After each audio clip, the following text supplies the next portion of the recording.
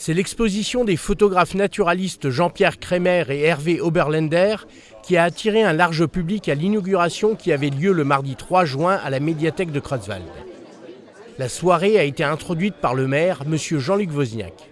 Il s'agit de présenter aujourd'hui une coproduction Oberländer-Kremer.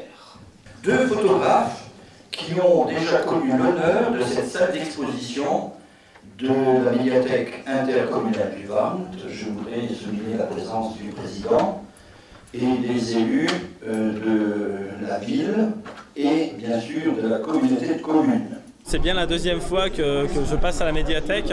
L'an dernier, c'était une exposition plus généraliste avec plus de photos où on trouvait du paysage, de l'animal sauvage, des oiseaux, des ambiances. Pour cette année, il y aura par rapport à l'an dernier que des nouvelles photos. Donc on n'a que des inédits, on n'a pas de reprise de l'ancienne exposition. C'est un thème qui était dans le cadre de l'appel de la forêt, donc orchestré par la ville de Creutzwald. Donc je me suis calqué au mieux sur ce thème en essayant de proposer mon regard peut-être un peu particulier sur certaines images de la forêt que je fréquente quotidiennement. Ensuite, on m'a également demandé de rejoindre un peu le mouvement du Festival Cabane orchestré par le Conseil général de Moselle.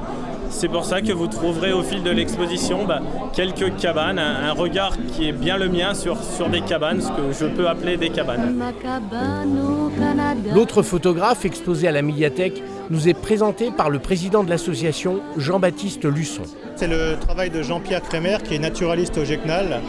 Et c'est un travail qui a été aussi rendu possible, je parle du résultat, par l'intervention de la commune de Creutzwald.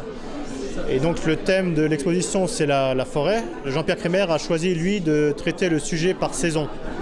Donc vous avez la forêt au printemps, en été, puis en automne et enfin en hiver. Notons également lors de ce vernissage la participation de l'atelier danse de l'ASBH qui a travaillé à l'évocation d'une forêt dans sa chorégraphie.